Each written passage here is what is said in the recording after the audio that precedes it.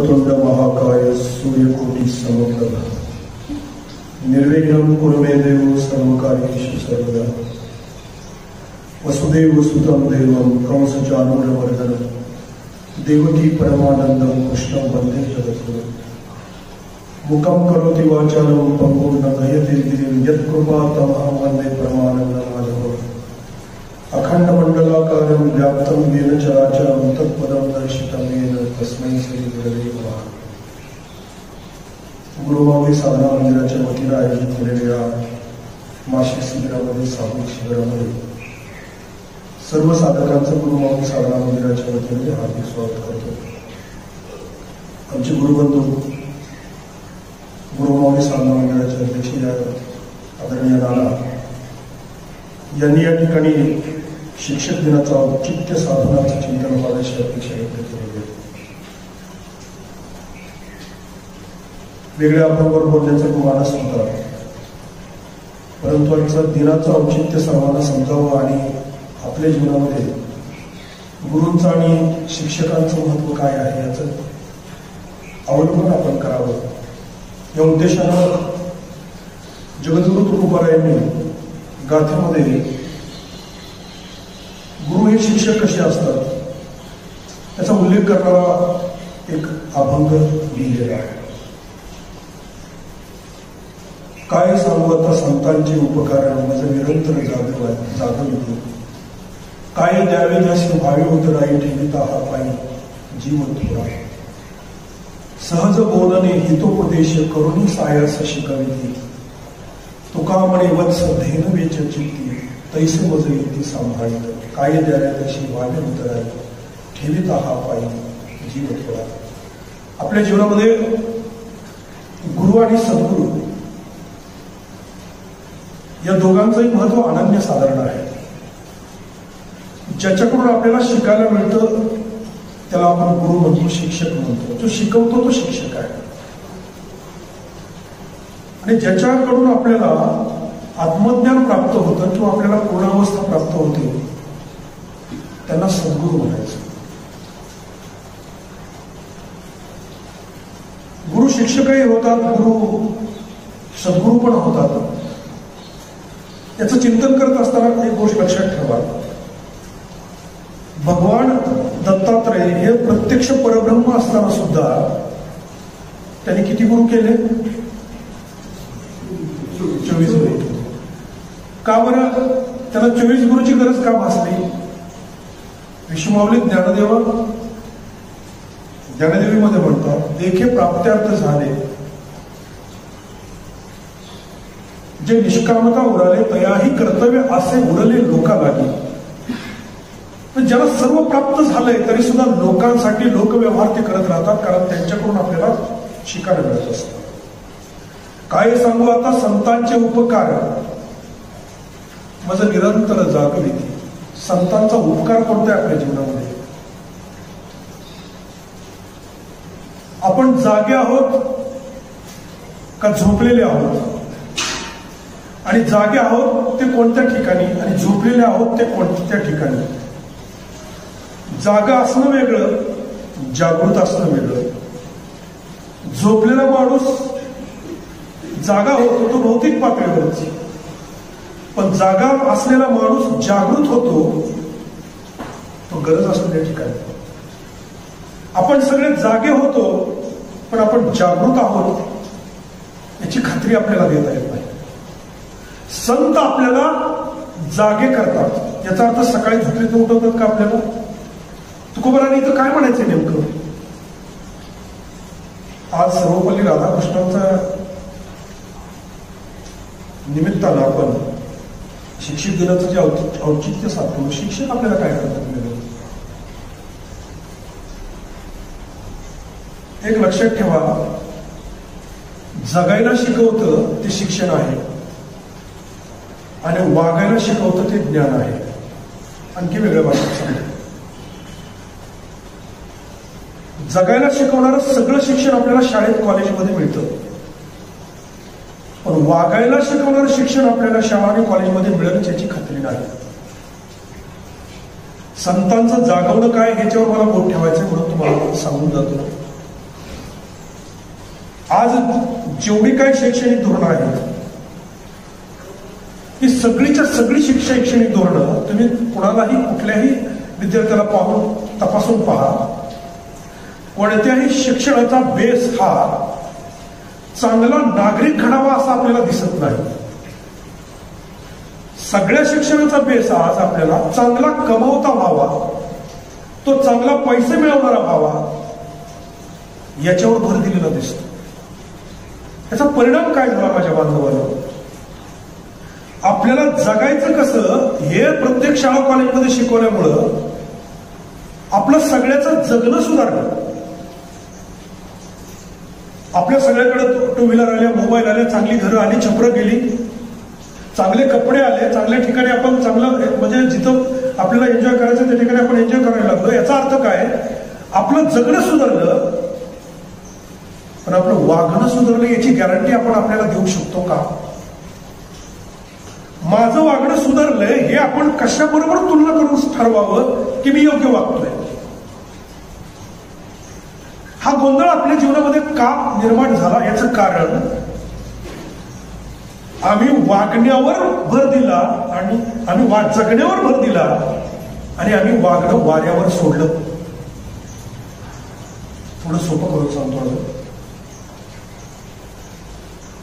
आज लक्षात घ्या, आपल्याकडं सगळ्याच्या सगळ्या सुविधा उपलब्ध असताना सुद्धा आपण स्वतःला सुखी समजत नाही, आपण स्वतःला समाधानी समजत नाही. कोण आहे मला सांगायचं? बोटवर करून दाखवा मी समाधानी आहे म्हणणार. जगी सर्व सुखी असा कोण आहे विचारी म्हणा तुझी शोधू नको आहे. समर्थांनी का म्हटलं? कारण त्या सुखाचा शोध ज्यातून लागत असतो त्याच्यापासून आपण हजारो मैल दूर गेलो, हजारो मैल. त्यामुळे उणीव आमच्या जीवनामध्ये निर्माण झाली की आम्ही श्रीमंत झालो पण आम्ही शांत झालो नाही. जगणं आणि वागणं या दोन्हीचं मिळून जीवन होत असतं. जगण्यातून जर वागणं वजा केलं तर जीवन शून्य होतं हे लक्षात ठेवा. आपल्या सुखाचा समाधानाचा क्षण तोच आहे की ज्या क्षणाला आपल्याला खात्री असते की मी चांगला वागलोय. मग हे वागणं शिकवणारे श्री गुरु आहेत आणि जगणं शिकवणारे शिक्षक आहेत. शिक्षक दिनाचं औचित्य यासाठीच आज मला बोलायचं आहे. आपलं वागणं सुधारलं आणि जगणं तरी झालं तरी आपल्याला जगण्याचं दुःख भोगावं लागतं. म्हणून नाथ महाराज म्हणतात, ना त्यागावे ना भोगावे, मध्यभागी विभागावे. किती सुंदर परंपरा होती आमची पहा. आपल्याला वागायला योग्य वागतोय हे आपल्याला समजतं कधी? काय सांगू आता संतांचे उपकार मज निरंतर जागावी ती. आपल्याला कोणी ना कोणी जागा केल्याशिवाय आपण त्या ठिकाणी जागा होत नाही, लक्षात ठेवा. आपली झोप संपली म्हणून आपण जागे झालो पण आपण जागृत नाही. संत आपल्याला जागृत करतात. मला हे बोलायचं, ज्या ठिकाणी आपल्याला जागा व्हायला पाहिजे त्या ठिकाणी आपण जागे झालो नाही. म्हणून आपल्याला शिक्षणाच्या माध्यमातून जे जगण्याची कला मिळाली त्याच्याबरोबर वागण्याची कला जर नाही मिळाली तर आपलं दोन्ही पण शून्य का होतं याचं पुढचं उत्तर तुम्हाला देऊन जातो. आपलं वागणं सुधारण्यासाठी आपण दुसऱ्याशी तुलना केली तर कळेल आपल्याला मी त्याच्यापेक्षा चांगला आहे का वाईट आहे. तो फक्त प्रभू रामचंद्र यालाच जागण्याचा वागण्याचा सगळ्यात सर्वोच्च निकष आहे प्रभू रामचंद्र संसारी जीवनातला. म्हणून एक गोष्ट लक्षात ठेवा, आपलं वागणं तपासावं प्रभू रामचंद्रांच्या बरोबर आणि आपलं जगणं तपासावं भगवान श्रीकृष्णाच्या बरोबर. हे का बोलतो? भगवान श्रीकृष्णाच्या जीवनामध्ये एकही, मी तुलना करून सांगतो तुम्हाला, जगणं वागणं. संत काय करतात इथपर्यंत मला पोहोचायचं.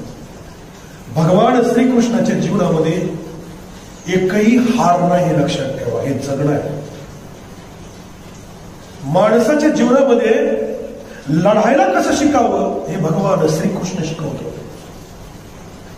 प्रभू रामचंद्राच्या जीवनामध्ये आपल्या पत्नीचा वियोग आहे, पत्नीचं हरण आहे. पुरुषार्थाचा सर्वात मोठा पराभव जर कुठला असेल तर त्याच्या पत्नीचं हरण आहे. सर्वात मोठा पराभव प्रभू रामचंद्राच्या जीवनामध्ये आहे. पण वागणं प्रभू रामचंद्राकडून शिकावं, जगणं कृष्णाकडून का शिकावं? कारण भगवान श्रीकृष्णाच्या जीवनामध्ये एकही हार नाही, एकही पराभव नाही. भगवान श्रीकृष्ण जगद्गुरु का म्हटलं गेलं त्यांना? वसुदेव सुतम देवम कंस चाणूरमर्दनम देवकी परमानंदम कृष्ण वंदे जगद्गुरु. त्यामुळे आपलं पाऊल ज्यावेळी वागण्याकडे पडत असतं त्यावेळी कृष्ण वंदे जगद्गुरु लक्षात ठेवा. कृष्ण कधीही आयुष्यात रडला नाही हे लक्षात ठेवा. कृष्ण लढलाय. आपल्याला जगत जगायचं शिकायचं ना तर भगवान श्रीकृष्णच आपला आदर्श पाहिजे. आपण ज्या ठिकाणी लढायला उभा राहिलो त्या ठिकाणी आपण जिंकलोच पाहिजे, हा कृष्णाचा हट्ट होता. वागणं शिकायचं असेल तर प्रभू रामचंद्राकडून शिका. हे का बोलतो आपल्याला? वागायला आपल्याला आपण चुकतोय हे कळालं तर आपल्या वागण्यातला बदल आपल्याला दिसतो. आपलं चुकतंय हे आपल्याला कळायला आपण आपल्याला तपासलं पाहिजे. त्यामुळं परमार्थिक जीवनामध्ये, साधकीय जीवनामध्ये 4 टप्प्यातून आपला प्रवास होत असतो. आपली साधना आपण या ठिकाणी ज्यावेळी येतो ना त्यावेळेला काय करते? 60विला हरेजी ही हृदय मंदिर त्यांची सरली येर झालं सफल झाला व्यापार. हरियाला हाता मग कैची भय चिंता तुका म्हणे हरी काही उरो नेदी उरी. या बघा पहा आपण काय करतो? साधना करतो. आपण निर्गुणाची उपासना करतो. मी राम आणि कृष्ण यांच्याकडे येतोय, निर्गुणाची उपासना करतोय. याचा अर्थ आपण ध्यानाला बसलो तर काय टप्पे होतात आपल्या जीवनामध्ये पहा. आपण आपल्या अंतःकरणामध्ये अंतर्मुख होतो. हे 4 टप्पे आणि याचा सांगड घालून सांगतो आपल्याला. साधकीय जीवनामध्ये आपण साधनेला बसलो तर पहिलं काम काय करतो? आपण डोळे झाकून श्री गुरुचरणावर समर्पित होतो. काय करायचं ते करतो. पहिली आधी काय? समर्पण, शरणागती. त्यानंतर आपण मान आपली खाली जाते, खेचरी मुद्रा लागते ना ध्यानामध्ये. तुमचं अडकतं कधी कधी ही खेचरी मुद्रा. ती कधी लागते तुम्हाला कळत नाही. हे बऱ्याच वेळानंतर तुमच्या लक्षात येतं की जी खेचरी मुद्रा आहे ना अशी लागली ना, कधी करून बघा. ही खेचरी मुद्रा लागली की तुम्ही अंतर्मुख व्हायला लागता, आत बघायला लागता. आणि ज्यावेळी तुम्ही आत बघायला लागता, अंतर्मुख होता, त्यावेळी साधकीय जीवनातला दुसरा टप्पा येतो की तुम्ही तुमच्यातले दोष तुम्हाला दिसायला लागतात. तुम्ही आत बघितल्याशिवाय तुमच्यातले दोष तुम्हाला दिसत नाही. हा दुसरा. पहिला टप्पा अंतर्मुख होणं. दुसरा टप्पा आपल्यातले दोष दिसणं. तिसरा टप्पा आपल्यातले दोष दिसल्यानंतर ते दोष दूर करण्यासाठी आपण प्रयत्न करणं. हा तिसरा टप्पा आहे. दिसून नाही चालत. मी चांगला वागतो याच्यापर्यंत जायचे मला. हे कधी कळतंय आपल्याला? आपल्याला आपले दोष दिसून फक्त नाही चालत तर आपल्यातले दोष दूर होण्यासाठी माझा काय प्रयत्न चालू आहे का हे पण स्वतःला विचारावं. आणि काही दोष असे आहेत की जे दोष माझ्या वैयक्तिक पातळीवर मला ते दूर करता येत नाही कारण माझी ती कुवत नाही. उदाहरणार्थ सांगतो आपल्याला, वासना आपण आपल्या जीवनामध्ये आवरू शकतो, वासना संपूर्ण मारू शकत नाही. हा दोष आहे, हा विकार आहे. काम, क्रोध, लोभ, मद, मत्सर, अहंकार हे 6 विकार आहेत. हे 6च्या 6 जावे त्यावेळेला 60वेला हरिजी ही हृदय मंदिर होतं. साधना हे करत असते. हरी आला हाता मग कैची भय चिंता. साधक किंवा योगी निर्भय असतो. ते कसं? त्याच्या हातात हरी आलेला असतो. हातात हरी आला म्हणजे काय? हातात हरी आला म्हणजे त्याची उपस्थिती तुम्हाला अनुभवाला आली. मी सांगितलेली ऐकली किंवा कोणी कीर्तनात ऐकलेली किंवा पुस्तकात वाचलेली, ग्रंथात वाचलेली नव्हे. ऐसा ज्याचा अनुभव विश्वदेव सत्यत्वे देवतयाजवळ असे पापनाशी दर्शन. अनुभवाला आलं पाहिजे काय? तो माझ्या आत आहे. मग तुम्हाला तुमच्यातले दोष दिसतील कारण तो दोष आत घेऊ देत नाही. तुका म्हणे हरी काही गुरु नेदी गुरी. तो आत आला की तुमच्यात एकही दोष आत शिरू देत नाही आणि असलेला ठेवत नाही. मग साधनेनं ज्या वेळेला आपल्या अंतःकरणामध्ये आपण हरी साठवायला लागतो. साधकाचा नियम सांगितलेला निर्वाहापुरते अन्न आच्छादन आश्रमाशी स्थान कोफी गुहा कोटे चित्तासी नसावे बंधन हृदयी नारायण साकवावा नये बोलो फार बैसो जनामध्ये सावध बुद्धी इंद्रिया दमी. सावध म्हणले सावध. तुका म्हणे घडी घडीने साधावी त्रिगुणाची गोळी उमोल. हे एकदम नाही होत, हे काय की नाही. तुका म्हणे नाही चालत तातडी प्राप्त काळ घडी आल्या विना. घडी घडीने साधावी हे आपण थोडं थोडं करत असतो. त्यामुळे आपल्यातले दोष आपल्याला दिसले, लक्षात आलं की आपण दूर करायचा प्रयत्न करतोय पण माझा त्यातनं जात नाही. मग पिकली असेंद कडूपण गेले तैसे आमा केले पांडुरंगे काम क्रोध लोभ माने टाळीची सर्व आनंदाची सृष्टी झाली. हे एकतर देवाकडून जात असतं किंवा संत चरणानं जे लागत असतं वासनेची बीज जळून जाय. मग रामनामे उपजे आवडी सुख घडोघडी वाढू लागे. एकतर ते देवाकडून जात असतं किंवा म्हणजे आत्वाला तर तो आत्माला शिरू देत नाही किंवा संतांच्या चरणाजवळ जावं लागतं किंवा गुरूंच्या चरणाजवळ लागतं. गुरु हा संत कोळीचा राजा. गुरु संत वेगळे नाहीत, लक्षात ठेवा. त्यामुळे त्यांच्या चरणाजवळ आपण गेलो तर आपल्या अंतःकरणातील साफसफाई ते करत असतात, ते येऊ देत नाही. मग ते दोष केल्यानंतर जागवणं जे ना संताचं तेही आहे. संत आपल्याला जागवतात म्हणजे काय करतात? जाग करणं याचा अर्थ झोपीत उठवणं नाही, तर जाग करणं याचा अर्थ आपल्यातले दोष दिसणं. विश्वमाऊली ज्ञानदेवामध्ये सुद्धा दोष निर्माण झाला होता, क्रोध आलता ना त्यांना सुद्धा. तर मुक्ताबाईने काय उपदेश केला? योगी पावन मनाचा साहे अपराध जनाचा विश्वरागे झाले मनी संती सुखी व्हावे पाणी शब्द शस्त्रे झाले क्लेश संती मानावा उपदेश विश्वपट ब्रह्मदोरा ताटी उडा ज्ञानेश्वर. विश्व आपण सामान्य माणसं आहे बाबा. विश्वमाऊली ज्ञानदेवांसारख्या दोष निर्माण झाला तरी मुक्ताबाईंनी त्यांना उपदेश केला. कोणता? योगी पावन मनाचा साहे अपराध जनाचा. हे जागवत आहे. काय सांगू आता संतांचे उपकार मज निरंतर जागविती. दुसऱ्या ठिकाणी उल्लेख केला वेळ क्रोधाचा उगवला अवघा योग वाया गेला. एकदा राग आला तर जीवनातलं सगळं मिळवलेलं निघून जातं. हे जागा करणं हे संतांचं सद्गुरूंचं काम आहे. काय सांगू आता संतांचे उपकार मज निरंतर जागविती. एक लक्षात ठेवा, संत शक्ती पृथ्वीवर नसली ना तर माणसं राहत नाहीत. माणसं राहत नाही. तुम्हाला श्रीमद भागवतातल्या 11व्या स्कंदामधला एक भाग सांगतो. संत शक्ती जर नसली ना तर देवाची शक्ती सुद्धा क्षीण होते. प्रभास क्षेत्रावर द्वारकेच्या शेजारी प्रभास क्षेत्र होतं. भगवान श्रीकृष्णाची जी नगरी होती मथुरेतून त्यांनी द्वारकेत स्थलांतरित केलेली. ज्यावेळी भगवान श्रीकृष्णाला वाटलं की आपण निजधामाला जावं त्यावेळेला तिथली जी संत शक्ती होती ती संत शक्ती त्यांनी प्रभास क्षेत्रामधून किंवा द्वारकेमधून बाहेर घालवली. संत शक्ती जोपर्यंत आहे अल्पवंशाने आहे तोपर्यंत कुठलाही त्रास किंवा विकार तुमच्यापर्यंत पोहोचू शकत नाही. लक्षात ठेवा. म्हणून सत्संग करावा किंवा संत संगती करावी सांगितलेली आपल्याला. तर भगवान श्रीकृष्णाला ज्यावेळी वाटलं त्यावेळेला भगवान श्रीकृष्णाच्या संकल्पनेप्रमाणे किंवा संकल्पाप्रमाणे द्वारकेतले सगळेच्या सगळे संत जे होते त्यामध्ये भृगुमुनी पण होते. हे सगळेच्या सगळे प्रभास क्षेत्र बाहेर निघून गेले. सांब नावाचा भगवान श्रीकृष्णाचा मुलगा आणि त्यांचे सगळे यादव सवंगडी खेळत खेळत खेळत जिथं आपल्या द्वारकेतून बाहेर गेलेली ही सगळी संत शक्ती होती त्या ठिकाणी खेळत खेळत गेले आणि त्या सांबाला असं वाटलं की या साधूची टिंगल करावी.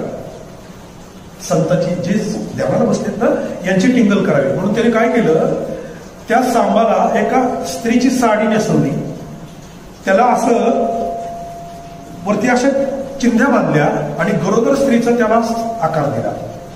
आणि आकार दिल्यानंतर जे ध्यानाला बसलेले होते ते ऋषी होते, मुनी होते, ध्यानाला बसले होते, त्यांना धक्का दिला असा, त्यांना समाधीतून जागं केलं आणि या सांबाला पुढे उभं केलं आणि सांगितलं याला काय होईल सांगा, मुलगा होईल का मुलगी होईल सांगा. तर हे परमज्ञानी लोक होते. यांनी पाहिलं, त्यांनी ते ध्यानातून विक्षेप झाल्यामुळं ते चिडले आणि चिडून त्यांनी शाप दिला. काय शाप दिला? की हिच्या पोटी मुसळ जन्माला येईल आणि ते यादव कुळाचा नाश करेल. मुलं घाबरली. मुलं घाबरल्यानंतर फडफड फडफड ती साडी सोडली, चिंतेत पडली, तो पटकन मुसळ पडलं. ते मुसळ पडल्यानंतर ही मुसळ खांद्यावर टाकून द्वारकेत आले आणि वसुदेवांना सांगितलं की असं असं झालं, आमच्याकडून चूक झाली, त्यांनी शाप दिला, मुसळ आम्ही बांधलं नव्हतं पण त्यातनं ही मुसळ पडलं. उरलेल्या यादवांनी काय केलं? उरलेल्या यादवांनी ती आता ही मुसळच आपला नाश करेल असं वाटलं म्हणून त्या मुसळाचं सगळं कूट केलं. त्याच्या खाली जी गोल मायनी असते ना लोखंडाची कडी, ती कडी काढली समुद्रात फेकून दिली आणि ते मुसळाचं जे चुरा केला होता ना ते फेकून दिला. त्या मुसळाच्या चुऱ्यातून जे गवत उगवलं ना ते असं तलवारीसारखं दाण उगवलं आणि जी ती कडी फेकून दिली ना ती एका माशाने गेली. ती एका कोळ्यानं तो मासा पकडला आणि माशाच्या पोटात सापडलेलं लोखंड हे लक्षवेधी असतं म्हणून त्यानं त्याचा बाण बनवला. परिणाम काय झाला? हे यादव सगळे प्रचंड दारू पिले, कृष्णाचे वंशज प्रचंड दारू पिले आणि दारू पिऊन ते गवत उपटलं यांनी जे मुसळाचं तयार झालं होतं आणि एकमेकावर वार करून सगळे यादव खलास झाले. भगवान श्रीकृष्णाने जेव्हा पाहिलं बलराम पडले, बलराम पडल्यानंतर भगवान श्रीकृष्णांनी आपला देह ठेवण्याचा निर्णय घेतला आणि भगवान श्रीकृष्ण एका झाडाखाली बसले. आपला पायाचा पंजा असा वर ठेवला होता. भिल्ले वेंदिले सारंग नगर, ते जी कडी होती ना, कडी लोखंडाची माशाच्या पोटात सापडली, ती कडी एका कोळ्यानं पकडून ते लोहाराला भेटली. लोहारानं त्याचा बाण बनवला. तो बाण त्या भिल्लानं विकत घेतला होता आणि त्या भिल्लानं हरणीचं तोंड समजून भगवान श्रीकृष्णाच्या पायाचा वेध घेतला आणि भगवान श्रीकृष्णांनी निजधामाला गमन केलं. हे कथा मी का सांगितलं आपल्याला? भगवान श्रीकृष्णाला जरी वाटलं आपल्याला हा पृथ्वीवरून आपल्याला जायचंय, आपला देह ठेवायचा, आपला अवतार संपवायचा आहे, बलरामासारखा बलवान साक्षात शेषाचा अवतार असताना सारखा भाव आहे, संकर्षण आणि स्वतःच्या पोटी जन्मलेले अनिरुद्धासहित सगळे, सांबासहित सगळे पुत्र स्वतःचे संपवण्याच्या आधी भगवान श्रीकृष्णाने काय केलं? संत शक्ती बाहेर घालवली. त्यावेळेला कुळ संपलं. तो शाप होता गांधारीचा, तो विषय वेगळा. पण सगळं कुळ संपवायला सुद्धा देवाला पहिल्यांदा संत शक्तीला बाहेर घालावं लागलं.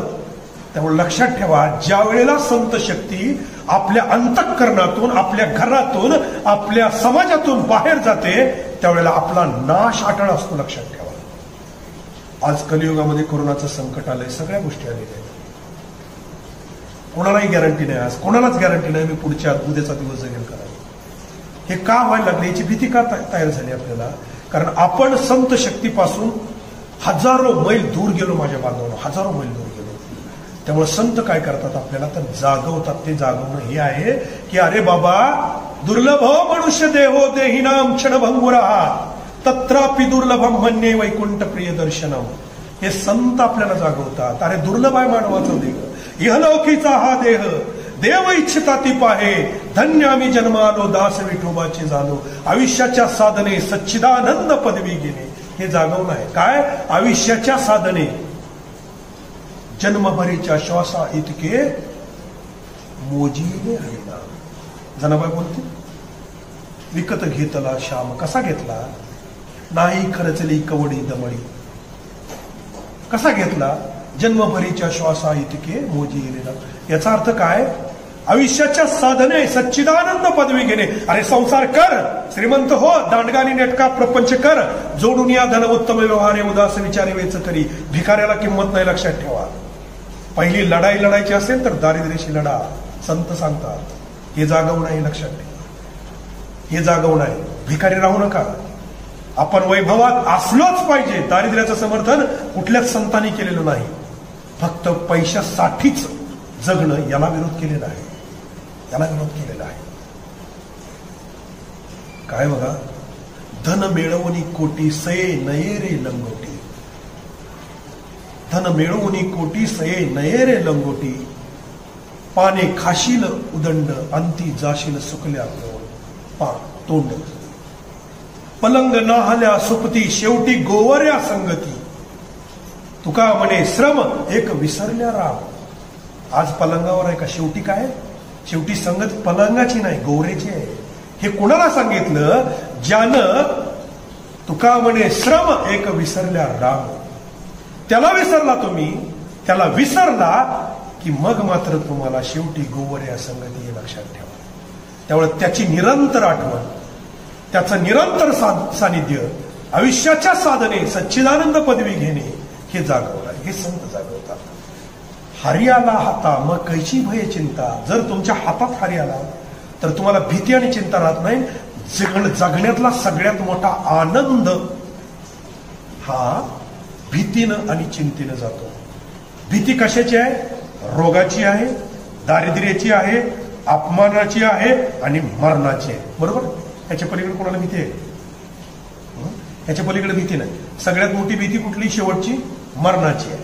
त्यामुळं देव हातात आला तर आपल्याला आपण मरण माझे मरण गेले मज केले अमर, ठाव पुसिले बुड पुसिले, ओस ओसले देह भाव. आपल्याला जीवनात कळतं की मी अमर आहे, हे संतच सांगतात ना आपल्याला.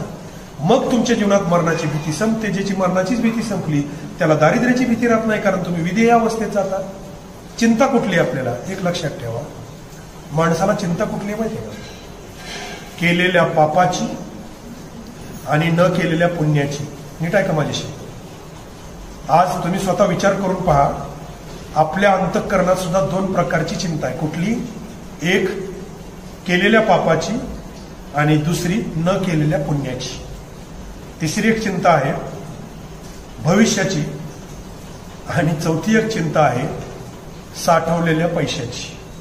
त्यामुळे धन जिवंत असताना चिंता निर्माण करतं आणि मेल्यानंतर तंटा निर्माण करतं. त्याला किती मला किती, बरोबर आहे, ते माझं का तुझं. त्यामुळे त्यात अडकू नका, हे संत आपल्याला शिकवतात. काय सांगू आता, संतांचे उपकार मज निरंतर जागी होती. पण संतांच्या जवळ गेलो पाहिजे ना, संतांच्या जवळ गेलं तर जागा होणार आहे ना. त्यामुळे त्यांच्या जवळ जाणं म्हणजे संतांचे विचार ऐकणं, संतांचे ग्रंथ वाचणं, संतांचं वाङ्मय वाचणं. आपल्या जीवनामध्ये त्याच्यासारखा जीवनात कुठलाही मोठा आधार नाही, लक्षात ठेवा. आत्मकृपा झाली की शास्त्रकृपा होते, शास्त्रकृपा झाली की सद्गुरु कृपा होते, सद्गुरु कृपा झाली की भगवंत कृपा होते. पण मध्ये एक टप्पा आहे ना, शास्त्रकृपा. हे वाचलं पाहिजे ना, हे वाचलं पाहिजे ना. हे नाही वाचलं तर आम्हाला समजणार कसं. म्हणून काय सांगू आता, संतांचे उपकार माझं निरंतर जागविती. तुकोबारायांसारखा महात्मा जर म्हणून असं म्हणत असेल, निरंतर जागविती. काय म्हटलंय, निरंतर म्हणजे कुठलंही अंतर न ठेवता. म्हणजे रात्र दिवस श्वास काही नाही, अखंड जागृत आहे, अखंड जागृत आहे. हे लग्नानंतर जागरण गोंधळ आहे ना आपलं, असतं ना ते जागरण गोंधळ. म्हणजे ते मुरळी वाचवणं वाघ्या नाचवणं नाही माझ्या बांधवांना. आम्ही त्याचा अर्थ वेगळा काढला. हे आमच्या किती चांगल्या परंपरा आहेत बघा बरं. लग्नानंतर जे जागरण गोंधळ आहे ना, ते जागृत करायचं जागरण गोंधळ आहे. आणि ते जागृत होणं म्हणजे काय, निरंतर जागवते. मग ते कोणाचं करायचंय, कुलदैवताचं. कुलदैवत कोण आहे, हे रुद्र आहेत, सगळे रुद्र अवतार आहेत. मग रुद्र अवतार कोण आहे, शंकराचा आहे. शंकरात कोण आहे, आदिनाथ गुरु, सकळ सिद्धांचा, मच्छिंद्रदयाचा मुख्य शिष्य. म्हणजे तेच शिकवतो ना, हाच शिक्षक दिलाय. हेच जागरण गोंधळ म्हणजे काय, जागवणं आहे. आम्ही त्याला विसरलो. त्यामुळे काय सांगू आता, संतांचे उपकार मज निरंतर जागविती. काय द्यावे त्याशी व्हावे उतराई, ठेविता हा पायी जीव थोडा. संतांना काय द्यावं याची अक्कल आपल्याला नाही. संताला काय द्यावं याची अक्कल खरोखर आपल्याला नाही. बघा, सद्गुरूकडे जाताना, भगवंताकडे जाताना, संताकडे जाताना, दवाखान्यातल्या माणसाला भेटायला जाताना आणि लहान मुलाला बघायला जाताना मोकळ्या हाताने जाऊ नये असं आपलं धर्मशास्त्र सांगतं. कुठं कुठं जाताना, संतांकडे जाताना, सद्गुरूकडे जाताना, भगवंताकडे जाताना, दवाखान्यातल्या माणसाला भेटायला जाताना आणि लहान मुलाला बघायला जाताना मोकळ्या हाताने जाऊ नये, हे धर्मशास्त्र सांगतं. आता त्यातलंही सगळं सांगायला मला वेळ कमी, पण एवढंच सांगतो तुम्हाला की संतांकडे जाताना, सद्गुरूकडे जाताना काय घेऊन जावं, मला सांगाल कोण? संत महात्मे आहेत, आपण काय घेऊन जावं? काय घेऊन जावं? मी आताच बोललो ना, काय द्यावे त्याशी व्हावे उतराई, ठेविता हा पायी जीव थोडा. म्हणजे जीव सुद्धा थोडा आहे त्यांच्या पायावर ठेवायला. तुकोबारांनी निर्देश केला ना, काय द्यावं संतांना? काय द्यावं संतांना? सद्गुरूला जर काय द्यायचं असेल ना, हे पत्रम पुष्पम फलं तो मे यो मे भक्त्या प्रयच्छति तदहम भक्ती पोहतम अस्नामी प्रयतात्मन, हे गीतेनं सांगितलेलं आहे देवाला. पण संत आणि सद्गुरूला जाताना काय द्यावे? ठेविता हा पायी जीव थोडा, जीव दशा द्यावी. लक्षात ठेवा, जीव दशा एकदा तुम्ही संतांच्या सद्गुरूच्या चरणावर अर्पण केली की तुमच्या जीवनातलं सगळंच दुःख संपलं म्हणून समजा. जोपर्यंत जीवदशा शिल्लक आहे तोपर्यंत तुमचा देह, तुम्ही देह आहात ही तुम्हाला भावना आहे. माझं नाव लक्ष्मण आहे. लक्ष्मण हे नाव कोणाचं आहे? जन्माला आलं त्यावेळेला हे लक्ष्मण होतं का? जन्माला आलं त्यावेळेला हे लक्ष्मण नव्हतं. मला बाळ पाळण्यात नाव लक्ष्मण ठेवलं गेलं. याचा अर्थ या देहाला काय दिलं नाव? लक्ष्मण दिलं. मग माझं अस्तित्व काय? मी कोण आहे? वेद प्रतिपाद्य. काय आहे वेदाचं प्रतिपादन? अहम ब्रह्मास्मी तत्त्वमसी, अयम आत्मा ब्रह्म प्रज्ञानम ब्रह्म, हे माझं स्वरूप आहे. त्यामुळे हे स्वरूप कळायला संत आणि सद्गुरू सोडून दुसरी जागा नाही.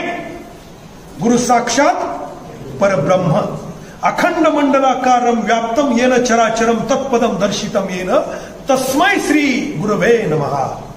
सर्वम खल्विदम ब्रह्मास्मी हे तत्व कळायला, चराचरातला देव कळायला अहम ब्रह्मास्मी हे आपल्याला बोध व्हावा लागतो. तो बोध कोण देतो?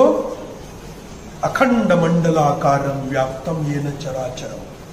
या ब्रह्मांडातली जी सद्गुरू नावाची शक्ती आहे ती आपल्याला देत असते.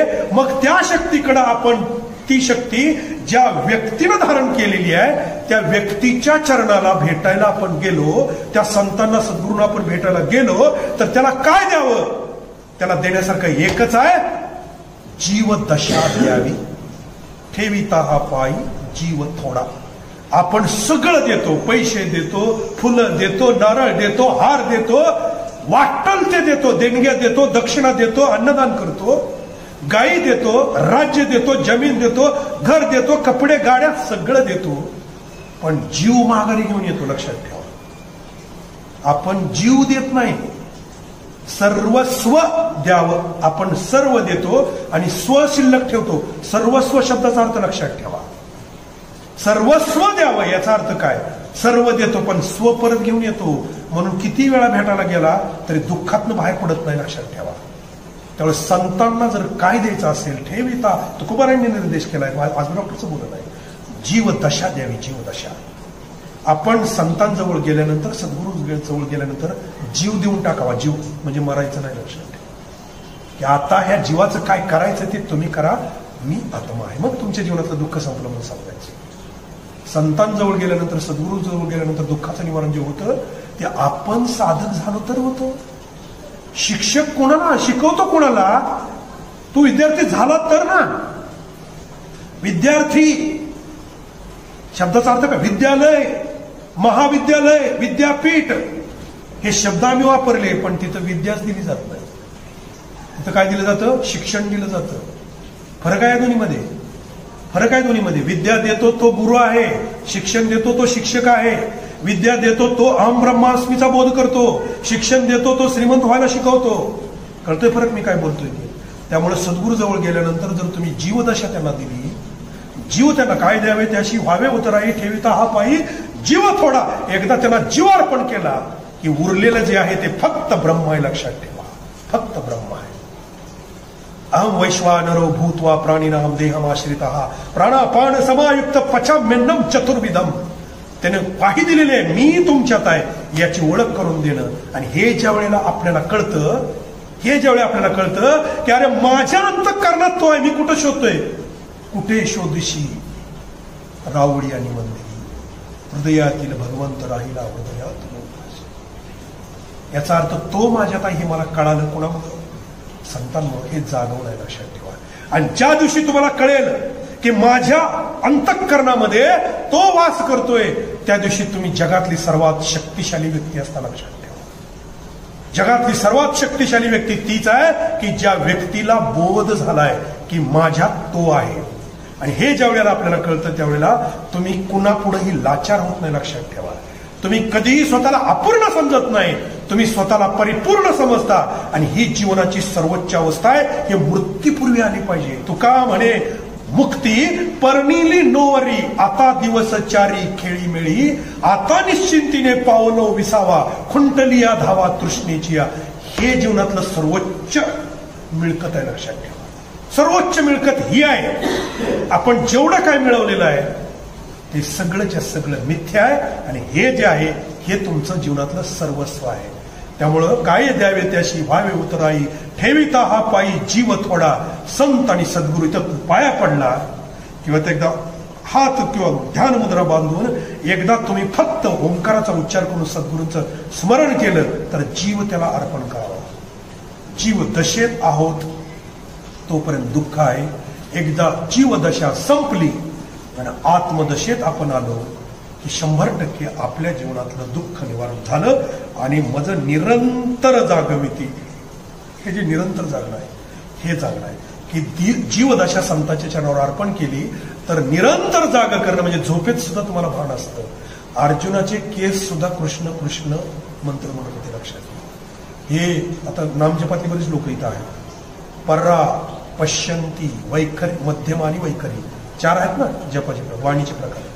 त्यातली ही जी परावाणी ना, परावाणी, ही परावाणी म्हणजे निरंतर जाग आहे, लक्षात ठेवा. पश्यंती नाही, परावाणी एकदा सुरू झाली, तुम्हाला परावाणीचं ज्ञान झालं किंवा तुम्हाला ते परज्ञान झालं. परज्ञान म्हणजे ते परावाणीचं ज्ञान, ते ज्ञान झालं की तुमचं निरंतर जागणं आहे, लक्षात ठेवा. निरंतर जागणं, हे जे निरंतर जागणं आहे ना आयुष्यामधलं, हे संत सोडून जगामध्ये कुणीही करत नाहीत. काय द्यावे त्याशी व्हावे उतराई, ठेविता हा पायी जीव थोडा, सहज बोलणे हितोपदेश करुणी सायास शिकवणे. सहज बोलणे हितोपदेश. या जगात फक्त हितोपदेश करणारे संत आहेत. उपदेश करणारे भरपूर लोक आहेत. उपदेश करणारे इतके लोक आहेत की सल्ला कुणाला द्यावा कळतच नाही. सल्ला न मागता कुणालाही देणारी माणसं आहे. तू असं कर, तू तसं कर, तू असा राहायला पाहिजे. मला सांगा, कोविड पॉझिटिव्ह होऊ नये म्हणून सल्ले देणारे किती माणसं आहेत आज मला सांगा डॉक्टर. कमी बोला. एक लक्षात ठेवा, जी माणसं सगळ्याचं ऐकून मग बोलतात त्याचं सगळेजण ऐकतात. पण जी माणसं पुढच्याचं अजिबात न ऐकता नुसती बोलत राहतात त्याचं कुणीच ऐकत नाही, पुढचं पण ऐकत नाही. तेव्हा आपलं कुणी ऐकावं असं वाटतं. सहज म्हणतात घरातलं, लेकरं ऐकतच नाही. तो बायको माझं ऐकतच नाही, बायको म्हणते नवरा माझा ऐकतच नाही, याला काही कळतच नाही. हे जी सगळा गडबड चालली आहे ना आपली, याचं कारण आहे या महाभारतात सांगितलेल्या 5 वाणीच्या निकषाला वगळून आपण बोलतोय. त्यामुळे आपला हितोपदेश होत नाही, आपली बडबड होते, बडबड. आणि बडबड कोणालाच प्रिय वाटत नाही, त्यामुळे ती कुणी ऐकत नाही. त्यामुळे संत कशी बोलतात, सहज बोलणे हितोपदेश करुणी सायास शिकवणे. संतांच्या बोलण्यातला हितोपदेश किती मोठा असतो बघा. काय झालं, गुरोबा काका, संत नामदेव महाराज, ही सगळीच्या सगळी माणसं ज्या वेळेला पंढरपूरमध्ये कीर्तनाला जमली त्यावेळेला मुक्ताबाईला वाटलं की या सगळ्यांची तपासणी करावी. आणि मुक्ताबाई म्हणूनच म्हणले, मुक्ताबाई नमो त्रिभुवन पावनी, आद्यत्रय जननी देवाची. 3 देवाची माता कुठल्या मुक्ताबाई माहितीये का? एक पहिला उपदेश आहे ज्ञानदेवांना ताटीच्या माध्यमातून, दुसरा उपदेश आहे नामदेवांना, तो आता तुम्हाला सांगतोय तो, आणि तिसरा उपदेश आहे चांगदेवांना. या 3 देवाची जननी मुक्ताबाई, या सगळ्यापेक्षा वयानं लहान आहे. पण नामदेव हे सगळ्यांना गुरुबा काकांना सांगितलं, थापटण्याने डोकी थापाटा. ते सगळ्यांच्या डोक्यात खटाखटा मारत सुटले. त्यावेळेला नामदेव महाराज पळून गेले. हे काय माणसं आहे तोय म्हणला, हे डोक्याला थापटणं मारताय. ज्यावेळी विठ्ठलाकडे गेले त्यावेळेला त्यांनी सांगितलं की ते थापटणं खाऊन गेलं बरं का. मारल्यावर गुरुबा काकांनी सांगितलं हे कच्चं आहे, सहज बोलणे हे उपदेश हे मला सांगायचं. हे कच्चं आहे कशावर ठरवलं? कारण याला अजून ब्रह्मांडातल्या परम तत्वाचं ज्ञान नाही. मग त्यांना पुढे विसोबा खेचरांकडे पाठवलं. विसोबा खेचर त्यांचे गुरु झाले आणि मग त्यांना सच्चराचरातलं ज्ञान झालं. बोलवायचे बोले जिने बोले विठ्ठल डोले, प्रेम सर्वांगीचे ठाई वाचे विठ्ठल रुक्माई, परे होण परते घरते ते राहून निरंतर नामा म्हणे. म्हणजे त्या अभंगाचं चरण शेवटचं असं आहे, सर्व सत्ता आली आता नामा म्हणे खेचर दाता. म्हणजे विसोबा खेचरांनी दाता केला, सर्व सत्ता आली आता, तिथं परिपूर्णता झालेली आहे. त्यामुळे संतांच्या मुखातनं निघालेला शब्द हा आपल्या जीवनातला हित उपदेश करणारा असतो आणि नुसता उपदेश नाही तर हितोपदेश असतो. त्यात आपलं हित सामावलेलं असतं. तेची माझे हित करीती सकळ जेनी हा गोपाळ कृपा करी. देवाची कृपा व्हायच्यासाठी ते जे बोलत असतात तो आपल्या जीवनातला हितोपदेश असतो. शिक्षक सुद्धा आपल्याला शिकवताना पाठीवरती पहिल्यांदा आपल्याला गिरवायला नाही आलं तर आपल्या हाताला बोटाला धरून ते गिरवत असतात. आता ऑनलाईन शिक्षणाला हा विषयच राहिलेला नाही. मी विजिटला गेल्यावर काही माता भगिनी मला बोलतात, डॉक्टर शाळा लवकर सुरू आहे. ह्याला सगळं येत होतं, तिसरीतल्या पोराला वाचायची आहे ना, इथनं सुरुवात झाली आपली. त्यामुळे शिक्षक दिनाचं महत्व कुठं आहे? ऑनलाईन शाळेत नाही. शिक्षक दिनाचं महत्व समोर बसल्यानंतर आहे आणि त्याचा फळ मिळाल्याशिवाय राहत नाही. तुका म्हणे वत्स देणू चित्ती तैसे म्हणजे येते सांभाळी. गाय आहे ना, देशी गाय, ती रानातून चरून आली ना तर पारड्यामध्ये 100 वासरं बांधलेली असू द्या आपल्या गोठ्यात, तिच्या वासरा जवळच ती जाते आणि वासरू सोडलं तरी ती वासरू त्याच्या आईकडेच जातं. ह्याच्यासारखी दुसरी उपमा नाही. तुका म्हणे वत्स धेनुवेच्या चित्ती तैसे मज येती सांभाळीत. संत माझा सांभाळ कसा करतात तर वासराजवळ गाय जाऊन जशी त्याला चाटत राहते ना तसे संत माझ्याजवळ येतात. त्याच्यासाठी आपण वासरू बनलं पाहिजे. लक्षात ठेवा. बोलू एका कडवट भाषेत, गाय कळायला वासरू व्हावं लागतं. वासरू व्हावं लागतं. बैल म्हणून कळणारी गाय वेगळी आहे, वासरू म्हणून कळणारी गाय वेगळी आहे. कळतंय? आम्ही बैल बनतो, बैल आम्ही वासरू नाही बनतो. लहानपण देगा देवा मुंगी साखरेचा रवा. त्या अभंगामध्ये तुकोबाराय म्हणतात, जया अंगी मोठेपण तया यातना कठीण. तुका म्हणे जाण व्हावे लहाना होणे लहान. हे वासरू नाही. वयानं लहान कुणाला होता येत नाही. हे बाळासारखं कुणाला नाही होता येत.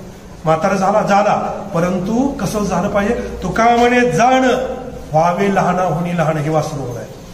संताजवळ गेल्यानंतर, सद्गुरूजवळ गेल्यानंतर मी रोज हरिपाठ वाचल्याशिवाय म्हणल्याशिवाय मी पाण्याचा थेंब पित नाही, मी ज्ञानेश्वरी वाचल्याशिवाय पाण्याचा घोट पित नाही, मी वारी माझ्या आयुष्यात एक चुकली नाही, मी एवढं ग्रंथ वाचन केलं, मी एवढ्या ठिकाणी तीर्थयात्रा केली. हे बैल होण आहे. हे बैल होण आहे. संताजवळ सद्गुरूजवळ गेलं तर मौन बाळगा.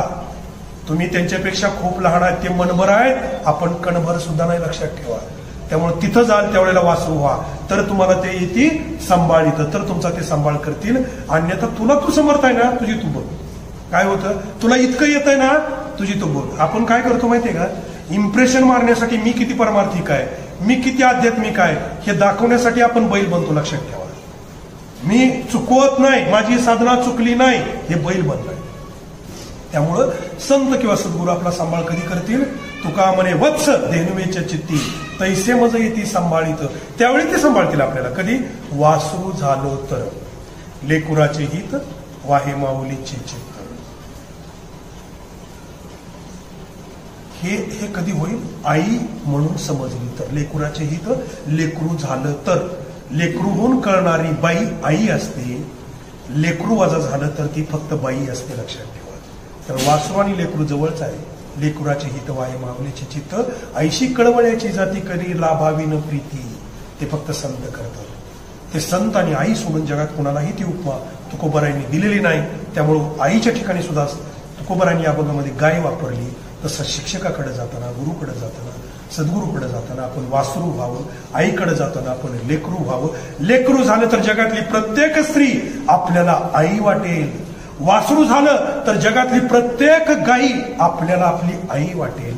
आपण आपली भूमिका सोडली तर मात्र आपल्याला सांभाळणारा जगात कोणीही नाही. लक्षात ठेवा. त्यामुळं काय सांगू आता संतांचे उपकार. माझं निरंतर जागवेती काय द्यावे त्याशी भावे उतराई. ठेविता हा पायी जीव थोडा सहज बोलणे हितोपदेश करुणी सायास शिकवती. तुका म्हणे वत्स धेनवेच्या चित्ती तैसे मज येती सांभाळीत. आज शिक्षक दिनाचं औचित्य साधून या जगद्गुरु तुकोबराय यांनी शिक्षकाचं आणि गुरुचं वर्णन एकाच अभंगामध्ये केल्यामुळं हा अभंगाच्या चिंतन सेवेसाठी निवडला आणि गुरुकृपेनं सद्गुरूच्या वाणीला झालेल्या स्पर्शामुळं ते चिंतन ते अमृत तुमच्या श्रवणासाठी मी उपलब्ध करू शकलो. याच्यासाठी माझं मी सौभाग्य समजतो. ज्यांनी ज्यांनी मला शिकवलं, आई वडिलापासून सर्व माझ्या जीवनात आलेले सर्व गुरु, अगदी मग ते काही जड असतील, काही चेतन असतील, काही दगडाकडूनही मी शिकलो, काही मातीकडून शिकलो, काही वृक्षाकडून शिकलो, काही प्राण्यांकडून शिकलो, काही मानवाकडून शिकलो. त्या सर्व माझ्या शिकवणाऱ्या शिक्षकांना, गुरूंना वंदन करतो. ज्या सद्गुरूंच्या कृपेनं मला वागणं कळालं त्या सद्गुरूंच्या चरणावर आजचं पुष्प अर्पण करून ह्याच शिक्षक दिनाच्या सर्वांना शुभेच्छा अर्पण करतो आणि सेवेला पूर्ण विराम देतो. पुंडलिक वरदारी विठ्ठल, श्री ज्ञानदेव तुकाराम, पंढरीनाथ भगवान की जय, माऊली ज्ञानेश्वर महाराज की जय, जगद्गुरु श्री तुकाराम महाराज की जय, शांती ब्रह्म श्री एकनाथ महाराज की जय, संत शिरोमणी श्री नामदेव महाराज की जय, सब संतन की जय, सब संतन की